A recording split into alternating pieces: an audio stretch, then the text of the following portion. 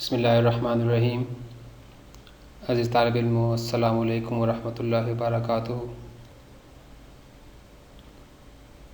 Level 9th biology के lecture number 4 को start किया रहा है। चैप्टर नंबर 5 सेल साइकिल को स्टडी किया जा रहा है।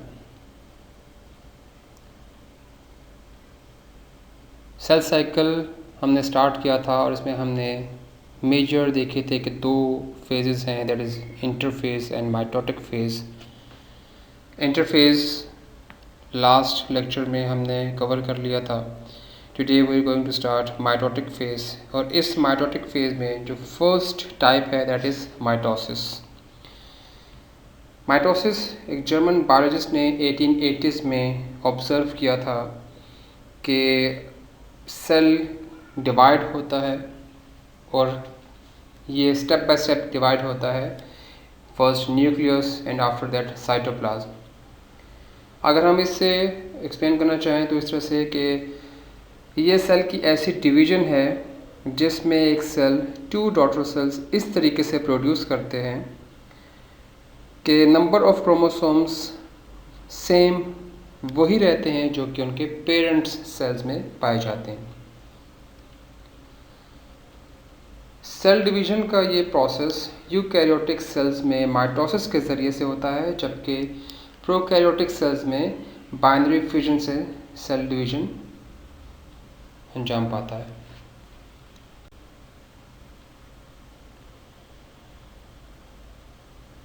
माइटोसिस एक बहुत कॉम्प्लेक्स और हाईली रेगुलेटेड प्रोसेस है और दो फेजेस पर मुश्तमिल है, that is karyokinesis and cytokinesis. First of all nucleus की डिवीज़न होती है और न्यूक्लियस की डिवीज़न के बाद साइटोप्लाज्म डिवाइड होता है। ये सारा एक मखसूस तरीक़ेकार से ये प्रोसेस होता है। कैरियोकाइनेसिस के मज़ीद 4 फेजेस हैं और इन फेजेस को याद करने का आसान तरीका यह है कि एक वर्ड पी-मैट आप याद रखिएगा। P-mat, P for prophase, M for metaphase, A for anaphase and T for telophase। इससे आपको इन फेजेस के सीक्वेंस को और इनके नेम को याद करने में मदद मिलेगी।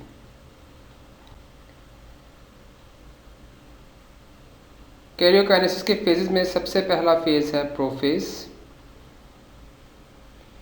न्यूक्लियस में मौजूद क्रोमोसोम्स अनकंडेंस्ड फॉर्म में होते हैं, मींस वो एक फाइबर या एक रेशानुमा शक्ल में मौजूद होते हैं जिन्हें क्रोमैटिन्स कहा जाता है।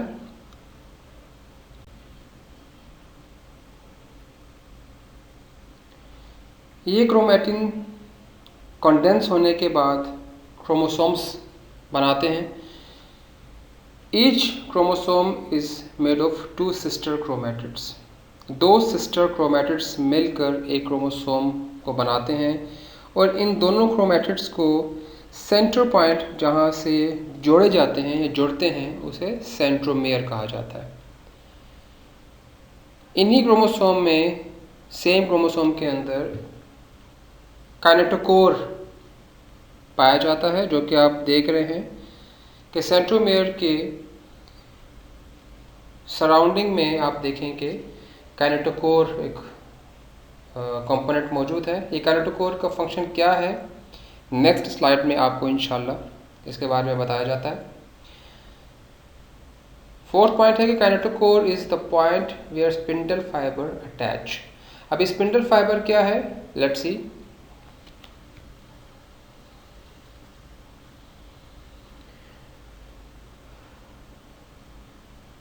देयर आर 2 सेंट्रियोल्स और इन सेंट्रियोल्स को कलेक्टिवली हम सेंट्रोसोम कहते हैं। ये न्यूक्लियस के करीब मौजूद होते हैं। ये दोनों सेंट्रोसोम माइग्रेट होते हैं to the opposite poles of the cell. ये सेल के दोनों ऑपोजिट पोल्स पर चले जाते हैं और वहाँ जाने के बाद ये माइक्रोट्यूब्यूल्स की शक्ल में बढ़ना शुरू होते हैं। इन माइक्रोट्यूब्यूल्स को एक्चुअली स्पिंडल फाइबर्स कहा जाता है।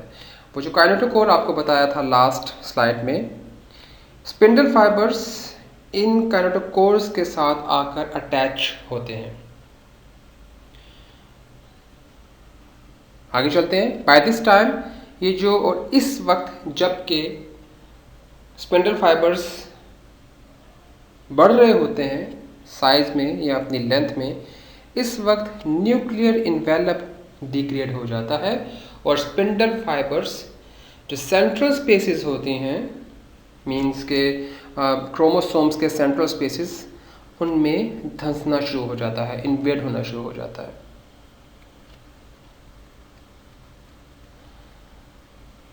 आज का टॉपिक हम यहीं तक इसको ख़त्म करते हैं। प्रोफेज हमने कंप्लीट किया।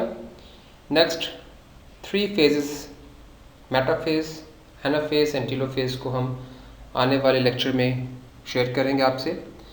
होम असाइनमेंट, आपको 5 शॉर्ट क्वेश्चंस दिए जा रहे हैं, इन्हें अपने असाइनमेंट रजिस्टर्स पर नोट डाउन कर लीजिएगा। अगले लेक्चर में हम इससे आगे बढ़ेंगे इंशाल्लाह। जब तक के लिए अल्लाह हाफ़िज़।